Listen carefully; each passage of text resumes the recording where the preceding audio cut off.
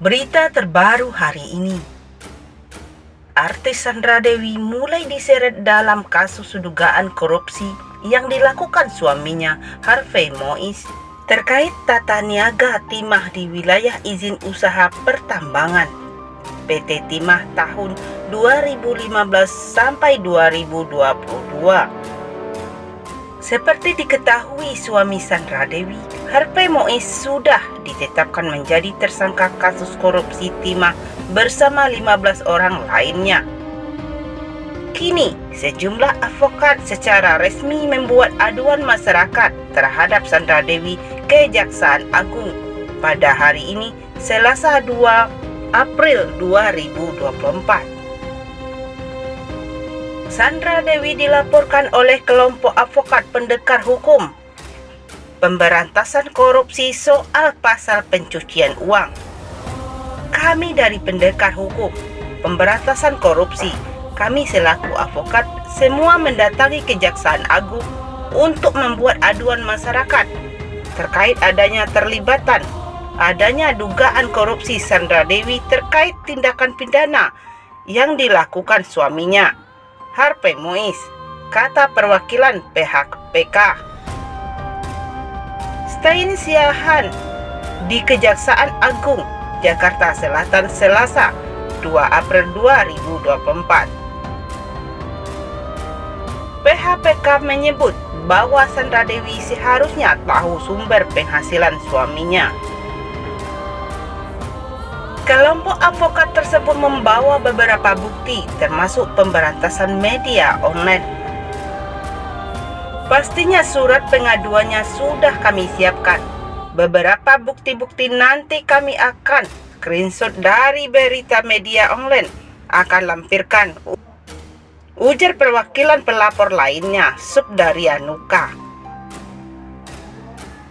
Lebih lanjut, PHPK juga menuntut wanita 40 tahun itu atas pasal 5 Undang-Undang Pencegahan dan Pemberantasan Tindak Pidana Pencucian Uang, yang mana berbunyi pasal 1, setiap orang yang menerima atau menguasai penempatan, pentransferan, pembayaran, hibah, sumbangan, penitipan, penukaran atau menggunakan harta kekayaan yang diketahui atau patut diduga hasil dari tindak pidana sebagaimana yang dimaksud dalam pasal 2 ayat 1 dipidana paling lama 5 tahun dan denda paling banyak 1 miliar.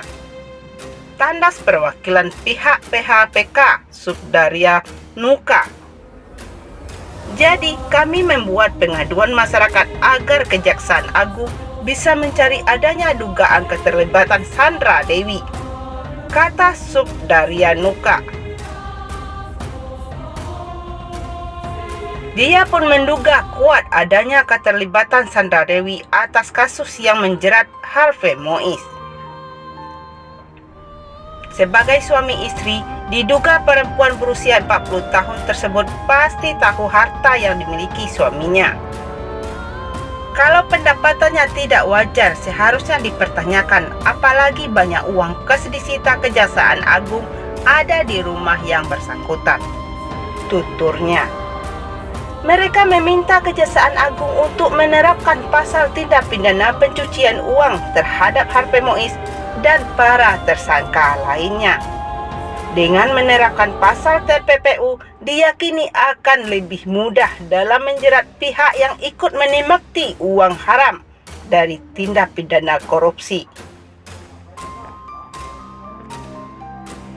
Termasuk katanya juga akan lebih mudah dalam menjerat artis Sandra Dewi.